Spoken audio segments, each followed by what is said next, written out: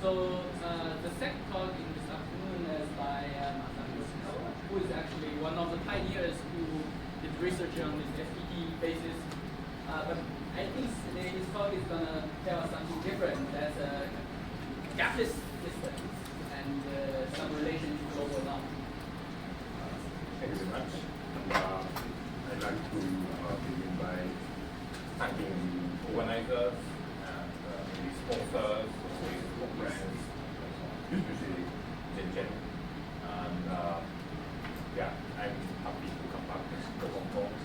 Nice weather and nice food, great people. Unfortunately, I can basically only stay for this week because December 31st is birthday of my daughter, so I have to be there. I have to be at home. And also January is a season for thesis defenses in my university, so basically I'm forbidden to travel. But for the first week, maybe I thought I can get away. Because in Japan, it's official holiday until today. Okay. So today I like to, okay, so in this conference I give two talks, and my title is, as I already introduced, Symmetry-Protected critical basis and over anomaly. But since I got two talks, so at first I didn't have much planning, but so I decided to spend today this hour to give some pedagogical introduction, general introduction about relation or application of anomaly in field theory to condensed mathematics. And then on Friday, in the second lecture, I will talk more specialized application of anomaly. Although I think many of you will be more expert than I am.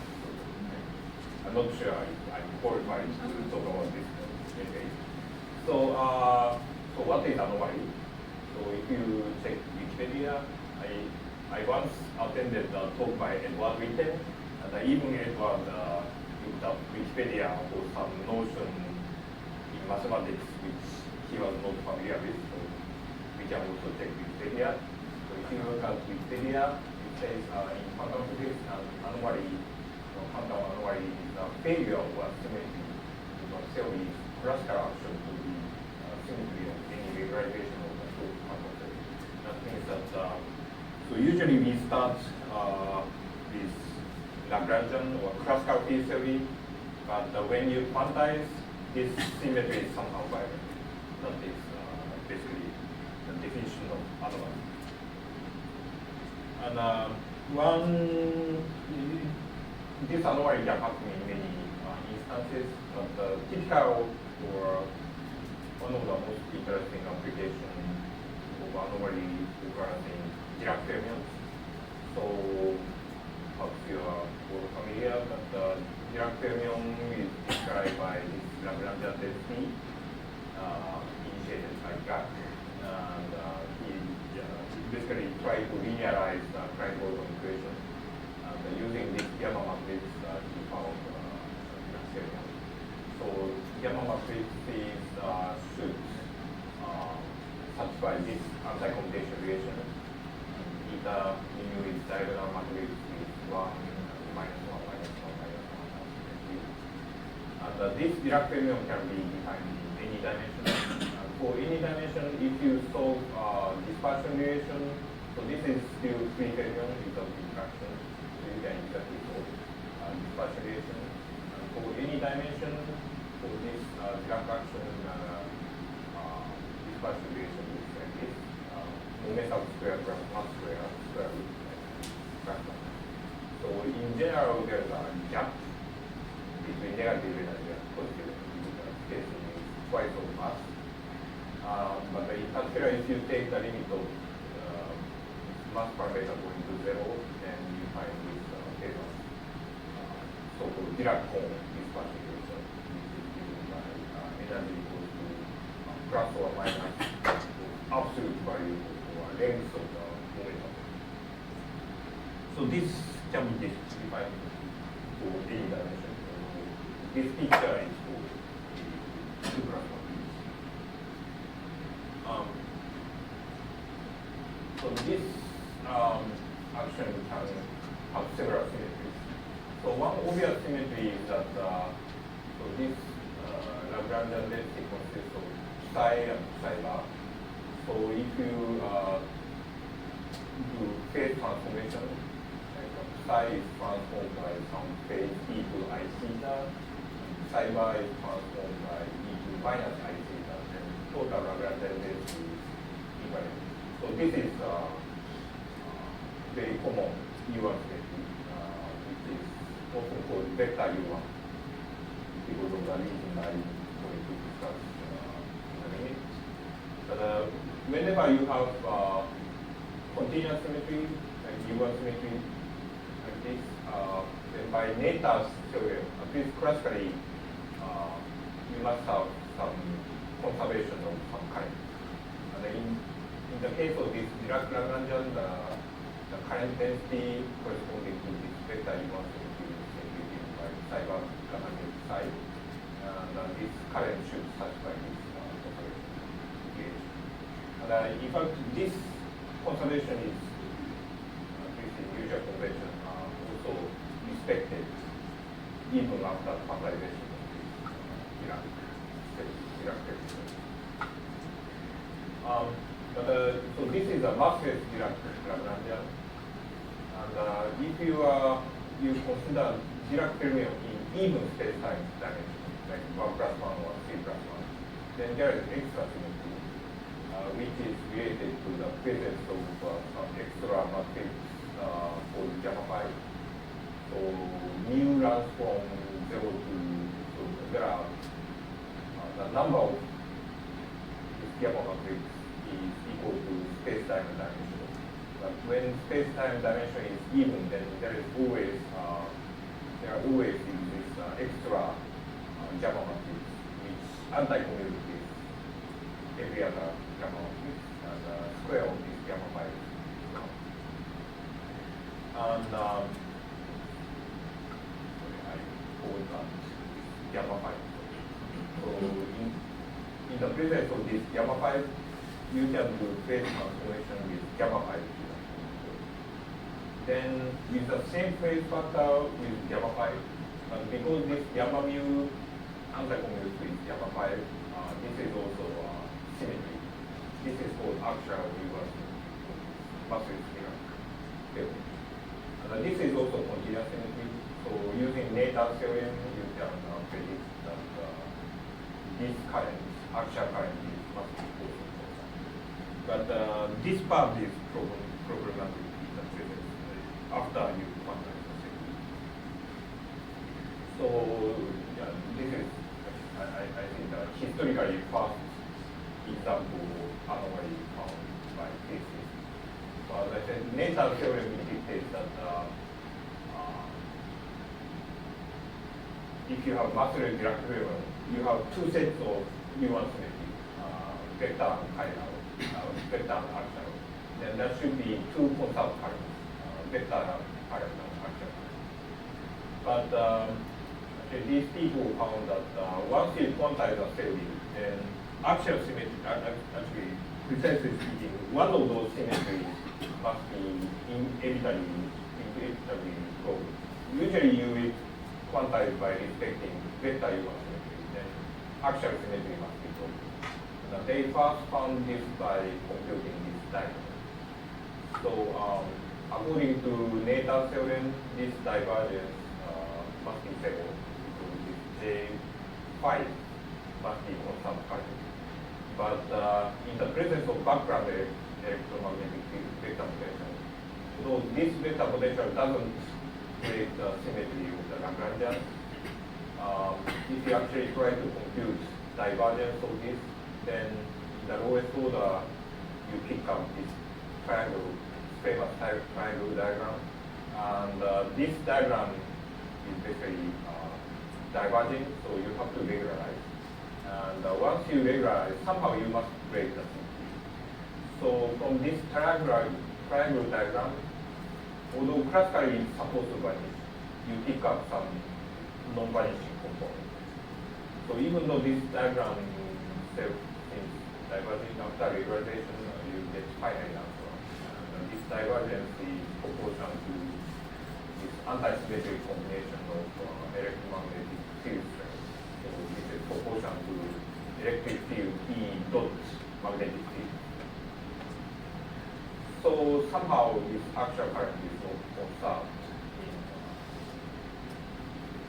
massless, even for Dirac, massless Dirac field. And this diagram is actually related to something observable in particle physics.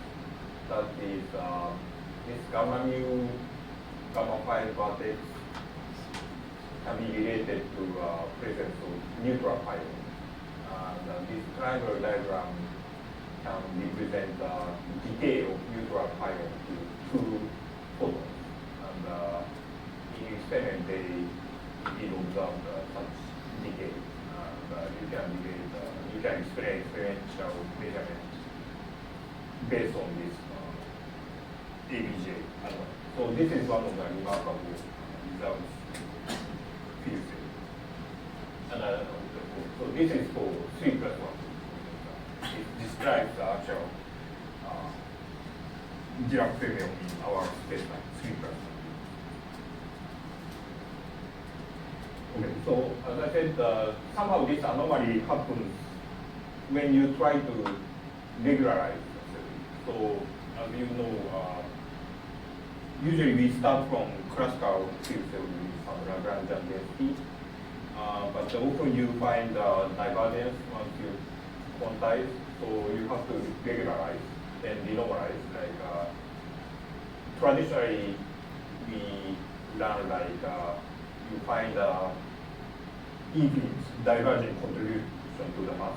So you want counter term to cancel this infinity or something. Then you have to make everything finite. That's the process renormalization.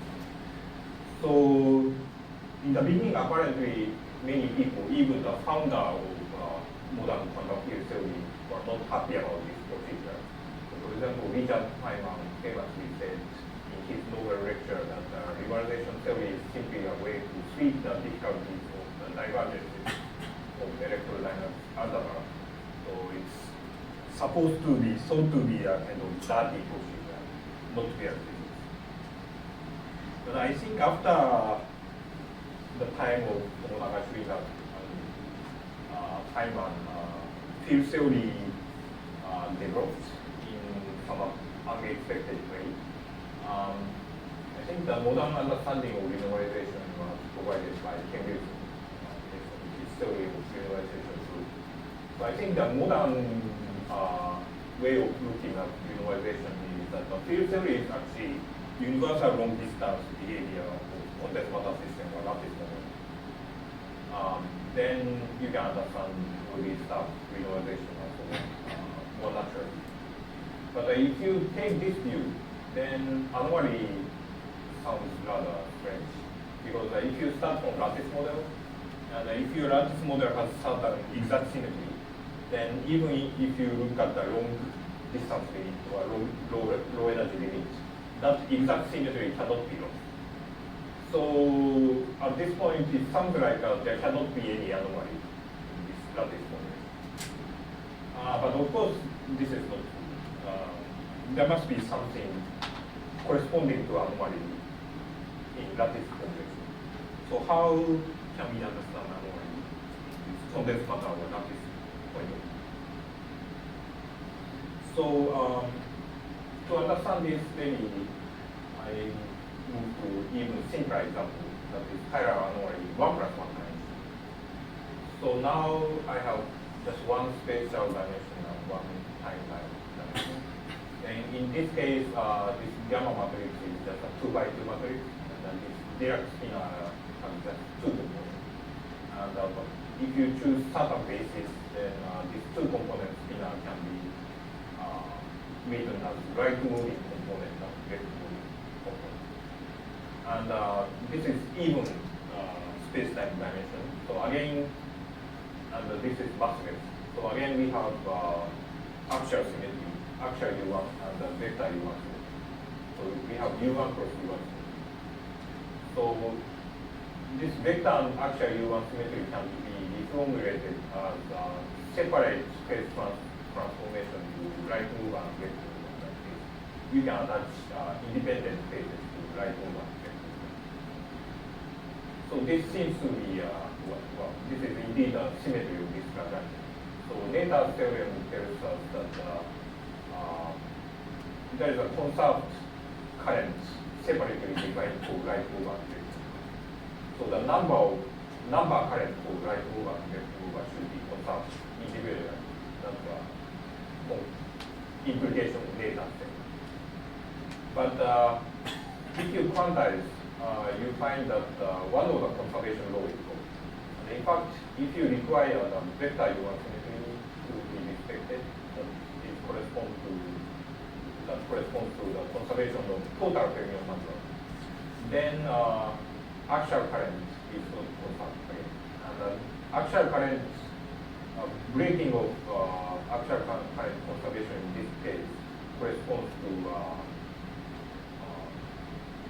non-conservation of the difference between number of right movers and left movers. So the sum is conserved, but the difference is not conserved.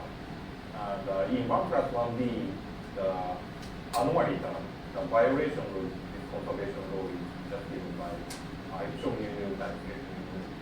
And in 1 plus 1b, this field strength tensor has only one component, that is nothing but electric field.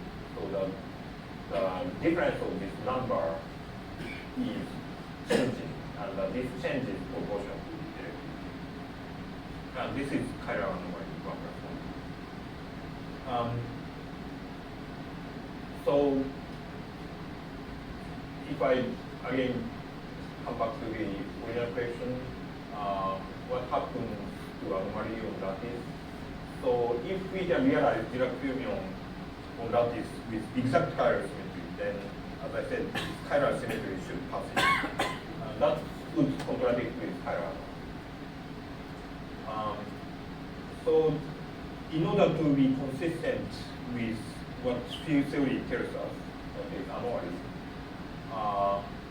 it must be that actually we cannot realize this chiral symmetry exactly in the lattice. That is, especially if we can realize left moving fermion and right moving fermion individually on lattice, then we should have exact chiral symmetry. But then it would contradict with anomaly. So that implies that actually in lattice model you cannot realize individual right moving or left moving wire fermion. By the way, wire fermion refers to only one component of Dirac fermion, psi r. So this is the expectation or implication of comparing with lattice and field theory prediction. And in fact, this fact is established at least established as a theorem, at least for non-interacting fermions. That is known as Nielsen-Ninomiya theorem. But so Nielsen-Ninomiya theorem sounds how to say fancy theorem, but in 1 plus 1b, actually that's very, very simple fact, which basically any condensed matter physics knows. That is, in 1D, if you have lattice model of free fermions, that is tight binding model or something, then there you obtain dispersion relation, and you set Fermi level, and in the ground state you fill all the states below the Fermi level. Then in the low energy limit, relevant excitations are only around the Fermi points. So you can linearize dispersion around the Fermi points. Then in the low energy limit, these low energy excitations can be described by right moving wire fermion and left moving wire fermion. So if you combine these two, you obtain Dirac fermion. But on the lattice, the Greenland zone momentum space should be periodic. So whatever dispersion relation you obtain, it must come back.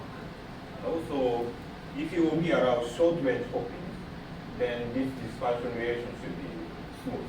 There cannot be any jump on it. that means that when if dispersion relation crosses very well in this way, you produce left mover. But if this happens, then somewhere the same dispersion relation should cross the ferromeridian in this way. Then you produce right mover. So that means that the left mover and right mover always occur in pair. You cannot just produce left mover without right mover. So this is basically what I have announced in previous slide. That is Nielsen-Ninomiya theorem in 1+1. And as you probably know, in this picture, chiral anomaly is really simple physics. That is, if you apply electric field, then basically you accelerate every electron, even those deep inside the fermi. So by applying electric field, this fermion is accelerated to next momentum, and this one is shifted to this one. So every fermion is shifted. Then after all, what happens is that below the Fermi level, it's just a shift. So apparently nothing changes. But near the Fermi point, this fermion is shifted to the next one, and this fermion is shifted to the next one. So you create a pole here, and you create particle. That means that you remove left mover and you create right mover. Actually, they are connected by this part, so it's not mysterious. But if you just look at this low energy wire fermion degree of freedom, then it appears like left moving wire fermion somehow disappears, and right moving wire fermion somehow appears. And this change is proportional to electric. So this is again very simple thing you can just expect. But one of the interesting points is that because of this mechanism, actually I didn't write coefficient explicitly here, but the coefficient here is quantized in somehow topological mechanism. And this coefficient agrees with field theory. So this dispersion deep inside Fermi level corresponds to regularization in field theory, and there are many different ways of regularizing the theory. So you can draw many different dispersion relations, but how many left moving wire fermion you transpose to right moving wire fermion is proportional to electric field with universal coefficient, which does not depend on the detail of dispersion relation. So there is some kind of universality, independent of details of finite relation. In field theory terminology, this anomaly is independent of regularization. Although it's in some sense, anomaly comes from ultraviolet regularization, but it does not depend on ultraviolet. Again, that can be easily understood in this simple example. Okay. So that is very simple to know 1+1. But applying the same kind of argument, that is, if you can realize single wire fermion on the lattice, then you can realize exact chiral symmetry on the lattice, then you shouldn't have anomaly. But that contradicts with field theory knowledge that chiral symmetry must be broken by anomaly. So again, in 3+1D, you can also expect that you cannot define single wire fermion on lattice, at least with certain assumptions.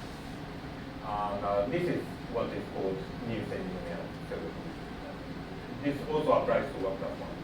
In 1+1D, it's kind of trivial in some sense. So in 3+1D, but actually similar statement can be proven. But of course, the proof is a bit more complicated, but it's still interesting.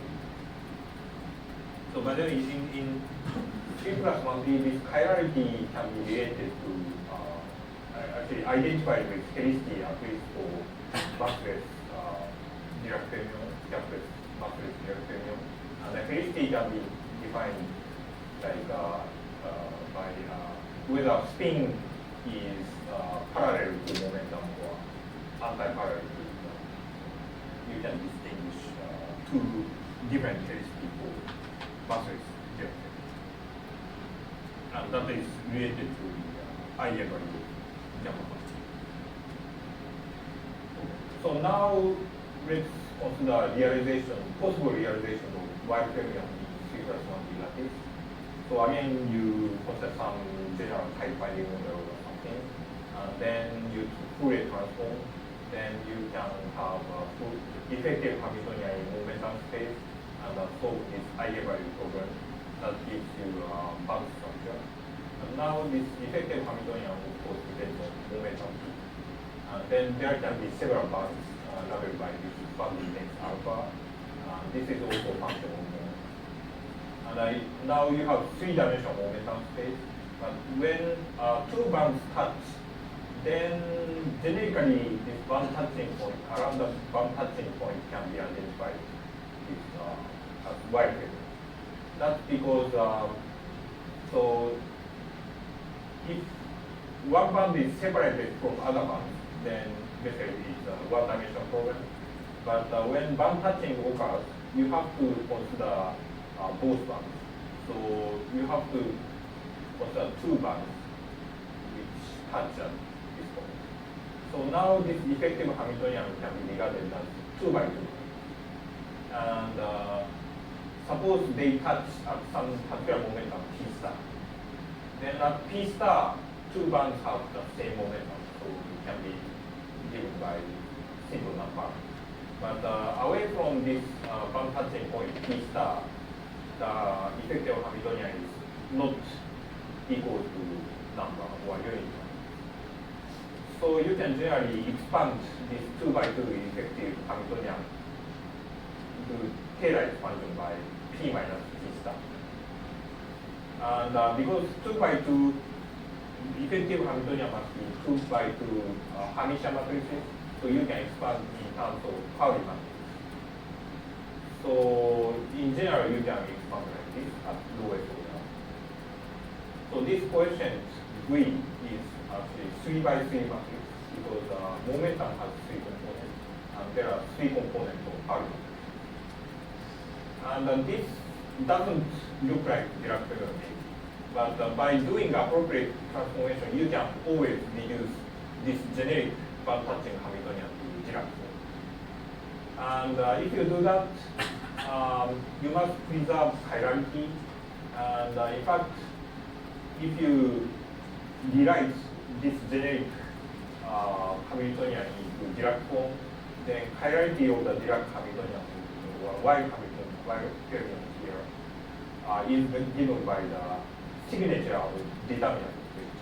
So for very generic band touching point, where determinant does not vanish, you can reduce this to Y fermion. And the chirality is given by the signature of determinant. So it's either plus or minus. And then in this three-dimensional momentum space, so this is the argument I'm following Nielsen Nomiya's original paper, actually second paper. So they introduced the concept of vortex line in the momentum space. That is, you take some different state A, and then consider inner product, amplitude between this different state A and this eigenstate as a function of momentum. And then require or write down this equation, this amplitude equals to 0. Then in general, this wave function is of course complex number, it's a complex vector. So this amplitude is complex number again. So by setting equals to 0, you have two conditions. Because real part and imaginary part must be equal to 0. And now you are in three-dimensional momentum. So you have 3 parameters and 2 conditions. So generically, this equation is satisfied by some set of curves in momentum. So you are left with one free parameter. And this can be identified as some kind of vortex line. Because generically, so this equation is satisfied along some curve. And if you go around this curve, then this amplitude vanishes on this vortex line, but amplitude does not vanish outside this vortex line. So this gives you complex number. So when this vanishes, generically, if you go around this vortex line, the phase should rotate from 0 to 2. And this phase can increase in this way or decrease in this way. So you can define a winding number of phase around this vortex line. And depending on whether the phase winds this way or this way, you can define the direction of the vortex line. So you can always introduce this orientation of vortex line, which is defined this way. And when two bands touches, then two bands are degenerate at this y point. Then if you take appropriate linear combination of two wave functions, then you can always satisfy this relation. So that means that the vortex line must come to this y point. And in fact, you can identify this y point as a source or sink of this vortex line in this 3D combination. And otherwise, each vortex line cannot terminate just anywhere. So vortex line must start from one of the y points and end up another y point, or this vortex line should form a closure. It cannot terminate anywhere other than y point. And this source of the vortex line should have chirality +1, and the sink should have -1. So that means that in this momentum space, if y point with positive chirality appears, then y point with negative chirality must appear, because this vortex line should terminate.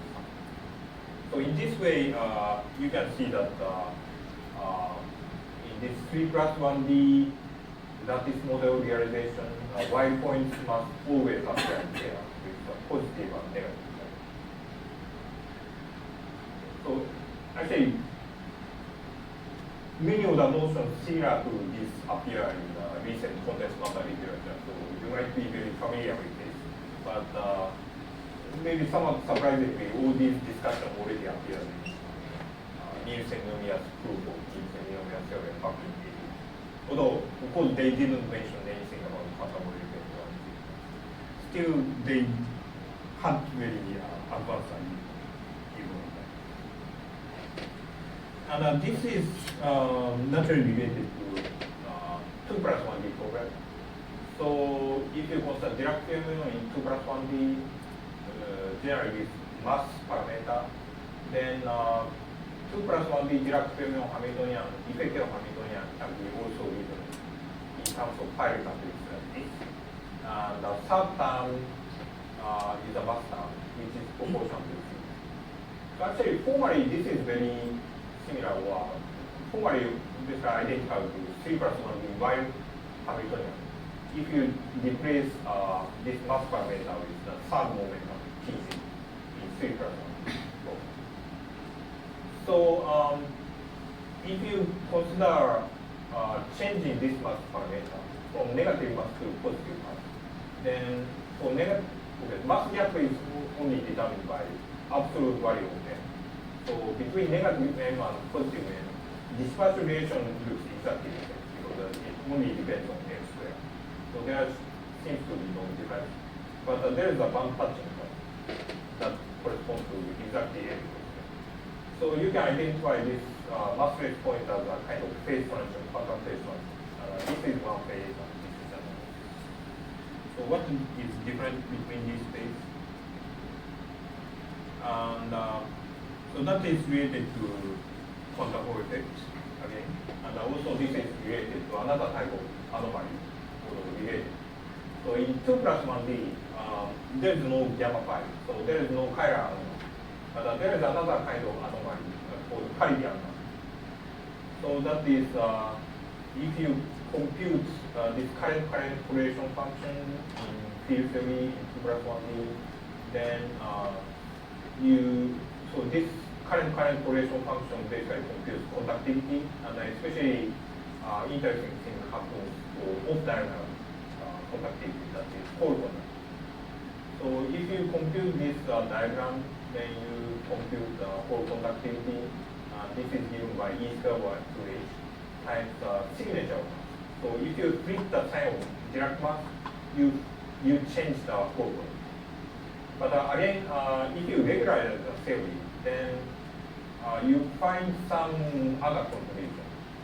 For example, if you do Pauli-Dirac regularization, you must pick up sign signature of Pauli-Dirac. So there are other type of regularization. You always must pick up some additional contribution. So even if you put this Dirac mass to 0, because of this UV regularization contribution, somehow the system acquires non-zero Hall conductivity. So the regularization breaks the parity symmetry or time reversal symmetry, because in the presence of parity or time reversal symmetry, it's sigma is my mass. So this again suggests that in 2 plus 1D lattice model, that is time reversal invariant 2 plus 1D lattice model, you can never realize single massless Dirac field. That's implication from Handel, because if you can realize this, then it will contradict this anomaly. So it's often maybe confused, but this is not Nielsen-Nonius theorem, because we are now in odd space-time dimension, but kind of very deeply related and kind of similar. So as I said, there is some relation between 2 plus 1D Dirac plus 3 plus 2 plus 1D Dirac and 3 plus 1D variation. That is, if you consider changing the mass, so this is like changing parameter in Hamiltonian to see quantum phase function. Then in 2 plus 1D system, you have two-dimensional momentum space, Px, Py, but there is one external parameter corresponding to changing momentum. And if you include this external parameter, then you have three-dimensional parameter space that you can identify with three-dimensional momentum space. So this 2 plus 1D massless, generally you could consider massive Dirac premium, but at one point you cross this massless point. And this quantum phase function may be identified with 3 plus 1D white. And if you look this way, two-dimensional Brillouin zone is just a slice of 3 plus 1D Brillouin zone, 3 plus 1D zone, because third momentum is now identified with this parameter. So if you fix parameter corresponding to Dirac mass, then you cut three-dimensional parameter space by some two-dimensional plane. That gives you the two-dimensional momentum. And Nielsen and Ninomiya introduced this vortex lines. And if you slice this three-dimensional space by two-dimensional plane, then there appear sections of vortex lines. And at the sections you find vorticity. Then you can consider total vorticity on this two-dimensional cut. And that total vorticity is nothing but so-called Chan number, which is also called TKN. So interestingly, around the same time as Nielsen-Nomiya, slightly later in 82, there is this famous paper by TKN. And so basically they derived that the Hall conductivity is given by some topological invariant, which is nothing but Chan number. And interestingly, it can be related to Nielsen-Ninomiya paper, written in somewhat different language. As I said, Nielsen and Ninomiya didn't discuss quantum Hall effect at all, but mathematically they discussed something very interesting. If you use this vortex line of this anomaly and consider two-dimensional section, then total vorticity appearing in that section is nothing but time.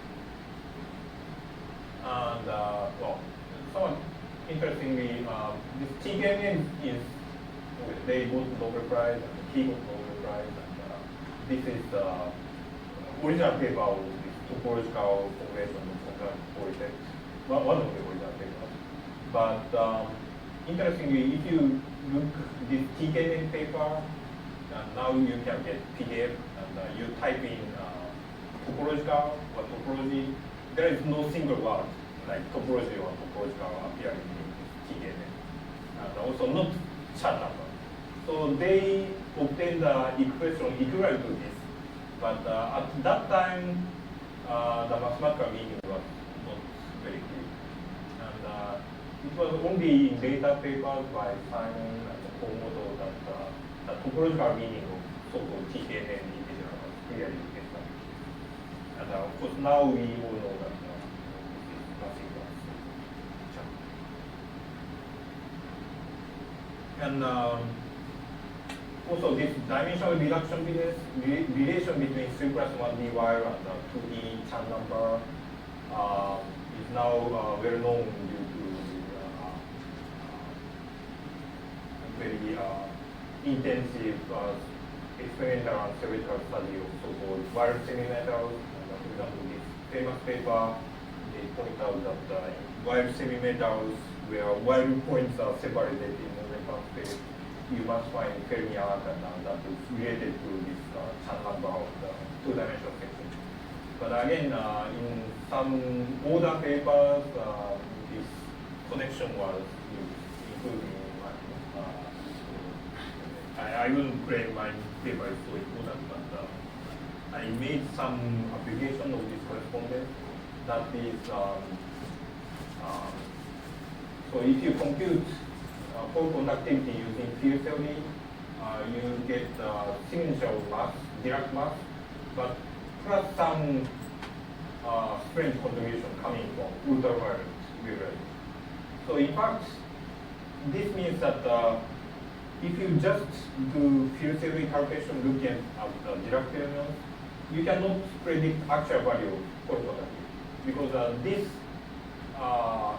part, second term, depends on how you regularize the second. So it's regularization depends.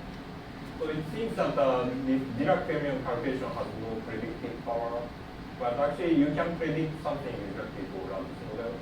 That is, if you change the parameter in the Hamiltonian, then you can change that. Then if you cross the phase transition point, you can flip the sign of this mass, small n. Then you change the pole conductivity. And that change can be given exactly by counting how many Dirac mass sign you pick. Because if you change the parameter in Hamiltonian, once lattice model is fixed, like a regularization is fixed, the second part doesn't change. So it is only the first term which changes through the quantum phase transition. So even though the absolute value of pole conductivity you cannot predict just from Dirac mass, but you can always predict the change of pole conductivity in China using the Dirac. That's basically you can prove easily using the Nielsen-Ionia type pattern. Okay. So now if we accept this result, then I can derive some corollary of this result. That is, suppose you have a time reversal invariant lattice, and suppose you have realized a single massless Dirac wave. But because your lattice model is exactly time reversal invariant, then pole conductivity must be quite the same. And now you can introduce perturbation which opens a mass gap in this single Dirac wave. And then between positive and negative mass, the change of the pole conductivity must be given by E squared H, because this Dirac fermion calculation must be So if you combine the result that exactly zero mass, sigma xy is zero, then in this fictitious case, the whole conductivity with mass gap must be given by 1/2 of E square H times signature of Dirac. So it's either plus 1/2 or minus 1/2 of E square H. But of course, this contradicts with TKNF contradiction. So when you open the gap in non-interacting electron, you have well-defined bands. Then, as long as stereo level lies within the gap, then total whole conductivity of the system must be always given by channel. So this is the contradiction. So that means that this assumption must be wrong. Yes. To assume that this maximum is all under. Yeah, so it must be on.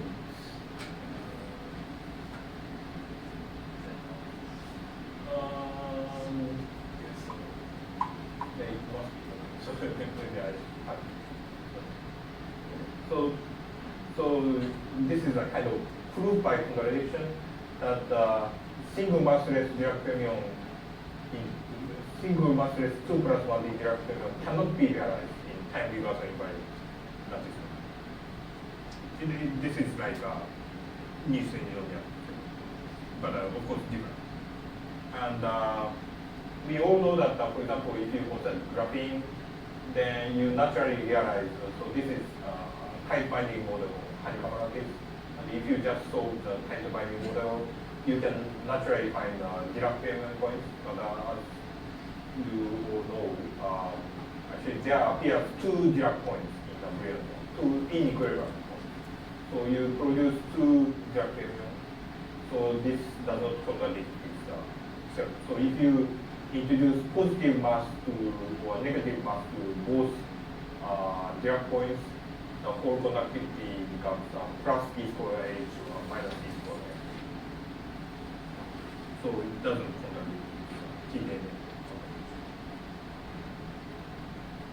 And so one, but I have to emphasize that unlike the original Nielsen-Union theorem for even space-time dimension, this impossibility or no-go theorem only applies to time reversal invariant lattice.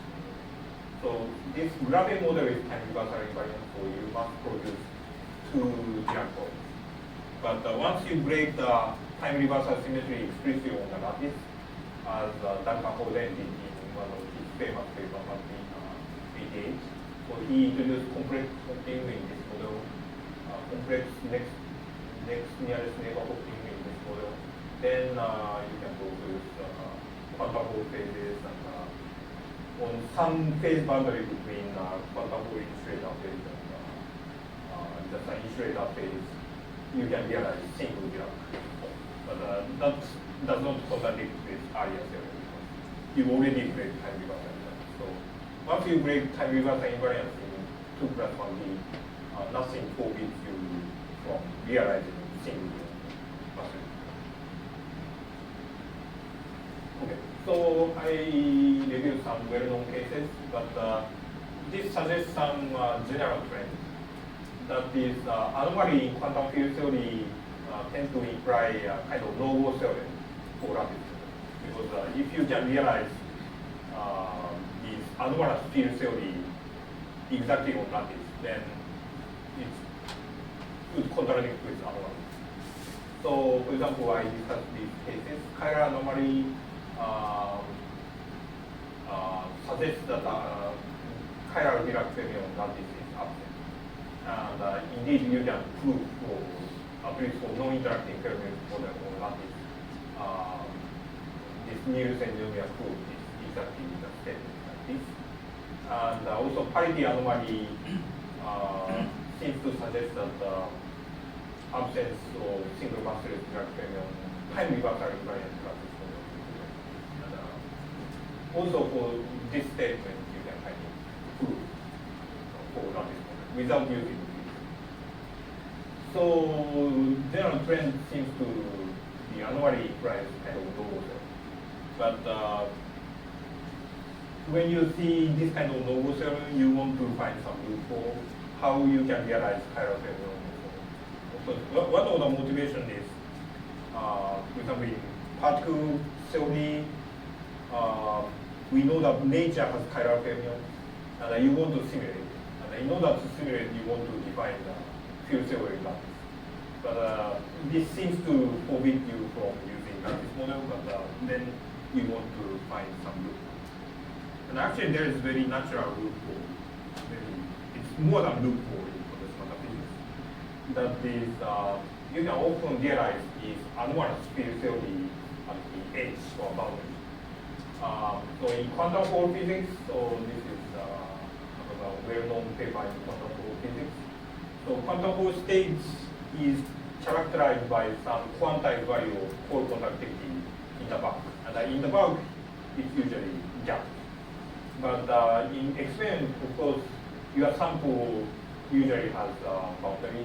Theoretically, we can consider system of torus or sphere or whatever, but in experiment, almost always you have edge. And in quantum Hall system, as already discussed in many of the talks, inevitably you find edge states which are gap. And for standard integer quantum Hall states, even though the bulk is gap, you find the edge state which corresponds to actually chiral fermion in 1+1 in this case. So by chiral, I mean on this edge, fermions are only moving to left, and on the other edge, fermions are only moving to the right. So if you focus on one of the edges, it's completely chiral. Fermions are only moving to one direction. So this is looks like something forbidden by Nielsen nomina. But of course there is no contradiction because for any lattice model with finite width, so this, even if this width is very large, as long as this width is finite, this is still 1+1 the lattice model. So if you look this system as a whole, then right mover and left mover appear in tail. So this is completely consistent with Nielsen. But if you can somehow focus on one of their edges, then you have realized chiral fermion. But whether you can use this for lattice gauge theory estimation is another interesting topic. But I'm not going into detail this topic. But one way of understanding this edge state is that Nielsen nomina always requires left mover and right mover. But using this edge state, you can at least spatially separate these chiral to opposite side. And so there is an anomaly that is, if you write down just Lagrangian for left moving wild fermion or right moving wild fermion, then fermion number seems to be constant if you just look at the Lagrangian. But if you quantize, then the number is not constant. They change by applying electricity. And again, this edge state realization of wild fermion gives you very natural physical interpretation. That is, there is a bulk. So if you apply electric field, then this fermion in the edge state can flow into bulk, and it can appear on the other side. So because of this current flow through the bulk, the particle number at the edge itself may not be constant. And this exactly is violation of conservation of particle. And I also mentioned this parity anomaly seems to forbid the realization of single Dirac fermion in 2+1D for time reversal invariant models. But it's now well known that you can realize single 2+1D Dirac in some exactly time reversal invariant system that is topological. So on the surface of topological system, you can see this kind of single Dirac. I think you already know, but I thought it may be good to look at this problem.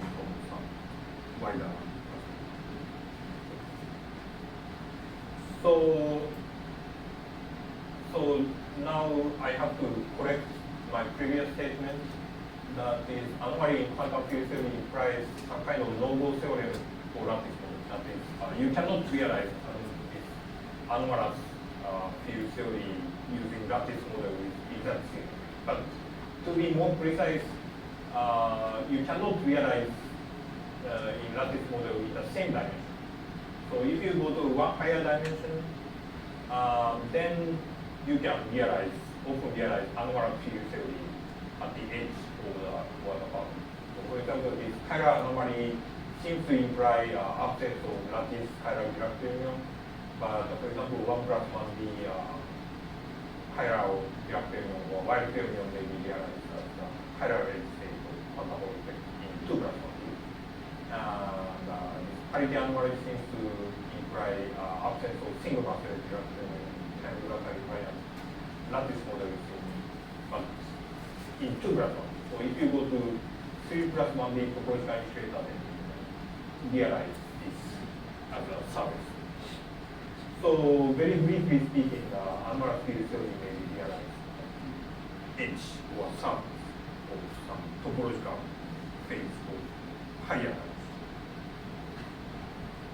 And for simplicity, so far I have only discussed non-interacting theorem, like Nielsen-Nonia theorem, realization of Dirac premium by binding. But of course, real physical systems of interaction, so we are also interested in understanding interacting systems. And as far as I know, Nielsen-Nonia theorem is only proven for non-interacting systems. And to prove something like Nielsen-Nonia for interacting system is very difficult. I don't know how to do it. Or I don't even know how to precisely formulate the statement of Nielsen-Nonia for interacting system. Maybe it's not. Maybe I think it's very difficult problem. But one of the advantages of this using anomaly in this kind of problem is that, again, I don't know proof, but these anomalies are at least believed to be robust against the introduction of interaction. So the statements based on anomalies should survive even if it was the interaction. And as a slogan, I introduced some statements like this. Anomalous field theory may be only realized at the edge of the topological. And conversely, once anomalous field theory is realized at the edge, that reflects some robustness of the topological phase of higher dimension. So that means that you cannot eliminate this anomalous field theory or edge states corresponding to anomalous field theory. So conversely, if you find anomalous field theory, then it should be stable against perturbations and so on. And that existence of such edge states may imply existence of topological phase one higher dimension. So if this is the case, then, for example, classification of anomaly can be useful for classification of topological phases in one higher dimension. And as I said, the advantage of this kind of approach is this kind of analysis should be also valid in the presence of interaction. So it will be quite fun. But I stated these, I introduced these statements as kind of slogan, but of course there are many caveats. So you have to be actually very, very careful in applying this kind of statement. So sometimes this statement actually doesn't work. That's what I want to discuss more.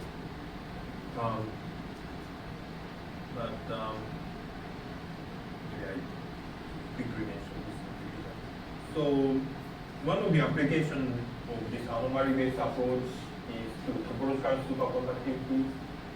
So topological superconductor or superfluid, typical example is given by so-called P plus IP superconductor or superfluid. So P plus IP means that usually two fermion form a pair, then condense, and you get the superfluid superconductor. superconductor. But usually this pairing is made in S-phase, relative angular momentum. But sometimes this pairing occurs in relative angular momentum, let's say 1. And if every pair has the same angular momentum, then it breaks the time reversal symmetry coherence. This is so-called P plus IP superconductor, because it's a relative angular momentum. And at least there is an established example of such P plus IP chiral superfluid, that is so-called A phase of superfluid helium-3 is established to this kind of chiral. And another candidate is superconductor called strontium glutenate. And many people argue that this strontium glutenate corresponds to P plus IP superconductor, but this is still controversial. There are some experimental results which we cannot simply understand basically based on this P plus IP, still maybe challenging. And one of the characteristics of this P plus IP superconductor is that it has again H state. And in this chiral P plus IP case, the H state is chiral Majorana fermion in one position. So actual superfluid helium is 3D, and strontium glutenate is also 3D. For simplicity, if we consider P plus IP superconductor superfluid in 2 plus 1B, then H state is 1 plus 1B, and H state is chiral Majorana fermion. And this is Majorana, so it's a bit different from what I have discussed, but again, this is chiral. It's flowing only in one direction. So this is very stable against perturbation. Basically, because if fermions are only moving to one direction, then you cannot scatter back. Then it's very stable. So this stability of H state implies the topological nature of the chiral P plus IP superconductor or super. So this is actually kind of stable topological phase. One of the actually prototypical example of so-called topological super. But now, at least theoretically, you can consider generalization of this problem. So only with left mover, it should be always stable. So you want to add some copy of P plus IP with opposite chiral. Maybe I should call P minus IP superconductor attached to P plus IP. Then you have some number of left moving Majorana chiral Majorana H state and some number of right moving Majorana H state. So if you have both left mover and right mover, then you can scatter left mover back to right mover. So maybe there is a possibility of opening. So you can consider a problem like you have NF copies of right moving and left moving chiral Majorana fermion as an H state with some superconductor or some generalized P plus IP, P minus IP. And then ask the question if whether this H state is stable against perturbation. That is, if you can open the gap, then eliminate H state or they are not. And actually the answer depends on how many species of these chiral Majorana fermions you have. And it may or may not be related to physical spins, but let's suppose these right movers are coming from upspin component, and the left movers are coming from downspin component. And now we can have several interaction of perturbations.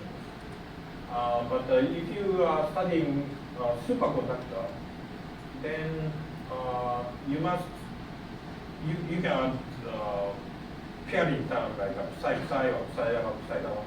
But those terms always preserve fermion number module. So you can add 2 fermions at a time, but not 1 fermion. So there's a modulo 2 conservation of fermion number.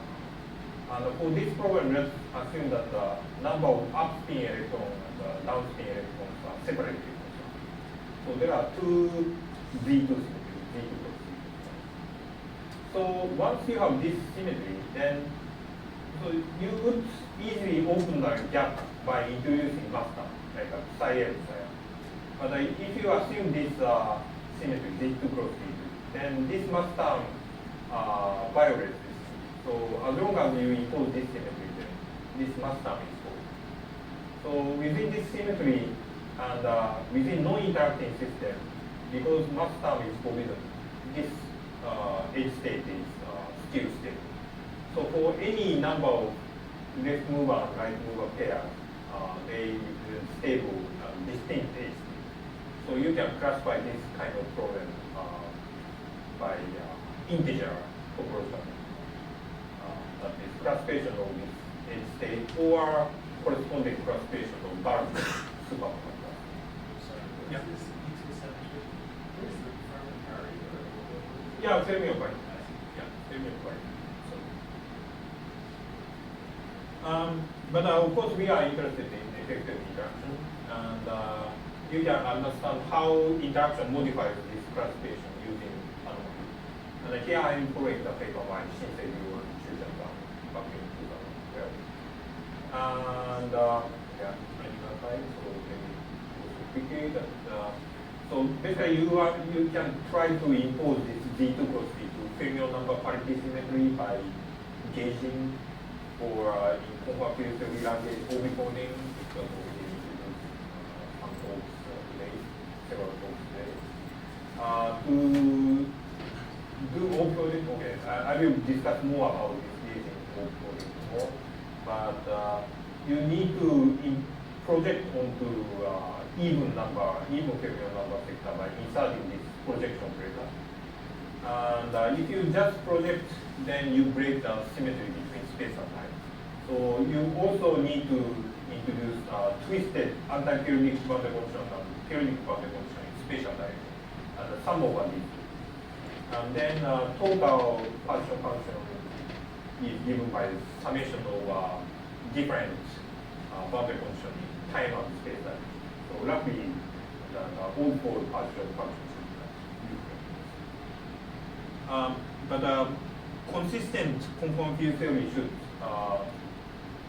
obey so-called modular invariance. That is, if you define 1 plus 1D space-time on this rectangle and impose periodic boundary condition, then this is like cutting infinite plane, so cutting out unit cell like this. But there is a freedom of choice of unit cell in 2D periodic system. So you can choose unit cell in different ways. Or you can rotate the system exchanging space and time. And modular transformation corresponds to this choice of freedom of choice of unit cell from two-dimensional periodic system. And this S corresponds to exchanging space and time. And this T corresponds to selecting different kind of units. But for fermions, the partial function is only required to be invariant on T squared. And anyway, for single complex fermion in 1 plus 1D, you can explicitly calculate partial function for periodic and anti-periodic boundary condition. And for each boundary condition, you can explicitly see how they transform as a modular transformation T. So this corresponds to T transformation. But the important point is that each component has different space factor. So even if you combine these 4 sectors, you don't obtain modular invariant partial. That means that a single complex fermion or 2 Majorana fermions cannot be modular invariant. That is, this theory is anomaly. So it suggests that you can only realize this as a edge state or some topological superconductor or something, and it's stable against convolution. But if you gather 4 complex fermions or 8 Majorana chiral Majorana fermions, well, left and right over. Then if you take power 4, then they receive this space factor. And if you do this transformation twice, then all these space factor becomes the same. So that means that by combining these 4 sectors, you can actually form a modular invariant pattern. So even though single complex fermion is anomalous in this sense, if you gather 4 of them, then it becomes non-anomalous. Yeah. You are not ready to call it modular, right? Non-modular is one check T, right? Mm-hmm. But what about S? Yeah.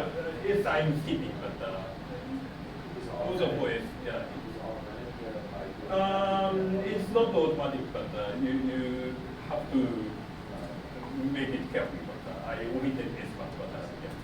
But in the end, if you have 4 of them, then you can form modular. It's like full copies of complex fermion are still anomalous. Harrison charge is 4. You're thinking about that. Yeah. Sorry, this is a pair of vectors. So, yeah. If you just have chiral vector, then it's always up. All these are like always folding. Yeah. So that means that if you have 8 copies of this chiral left-moving minor plus right-moving minor, so as a whole it's small chiral, then it's not anomalous. Then you can actually automate. That's a conclusion. But actually, this was not really new result at that time because Fibonacci and Kidal basically found explicit interaction term which opens a buffer gap for this kind of system when NF equals to 8 or 16. So, the question that I have is time reversal symmetry. So here you talk about it. So what's the connection to this? In their paper, they said that if you want to preserve time reversal symmetry, then you have Z equals to K. So what's the connection?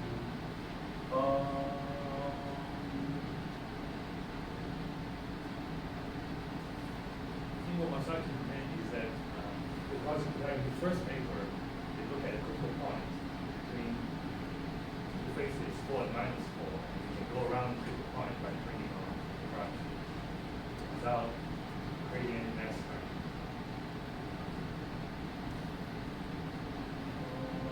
So the symmetry here again, what's the symmetry? here the symmetry is just a fermion parity for 2 components of fermion.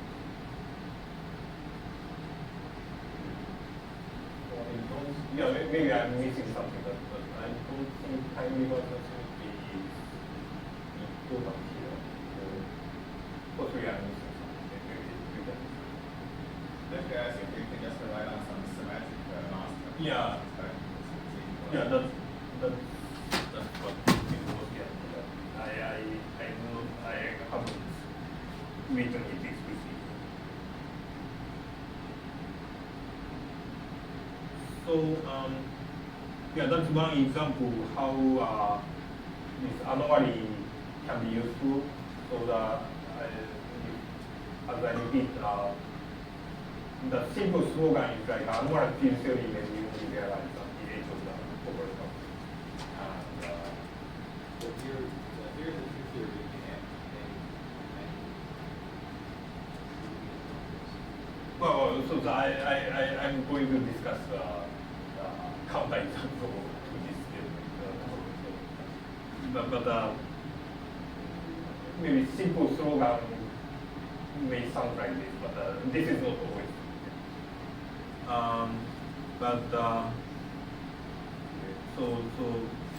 So there are several examples, like few examples I discussed today, which falls into this category. But there are other types of anomalous field theory which is outside of this statement. That is, even though you have anomaly, you can realize in lattice model in the same dimension. And in that case, anomaly can have different implications than what I discussed today. I will discuss that. Thanks for